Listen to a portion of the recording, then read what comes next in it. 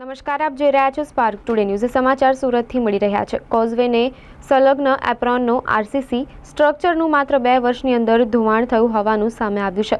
Apron RCC structure પાછળ 17.86 કરોડનો ખર્ચ કરાયો હતો. ચોમાસા દરમિયાન એપ્રોન આરસીસી સ્ટ્રક્ચરનું સંપૂર્ણ ધોવાણ થયું હોવાનું સામે આવ્યું છે.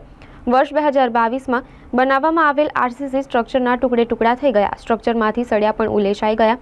વડોદરાની કંપનીને વર્ષ 2022માં વર્ક ઓર્ડર સોંપાયો હતો. સ્ટ્રક્ચરના ધોવાણ અંગે પાલિકાના હાઇડ્રોલિક વિભાગ દ્વારા ટેકનિકલ નિષ્કર્ષ કાઢ્યા બાદ જવાબ આપવા રટણ જે કંપની દ્વારા સંપૂર્ણ એપ્રોનનો આરસીસી સ્ટ્રક્ચર બનાવવામાં આવ્યો હતો.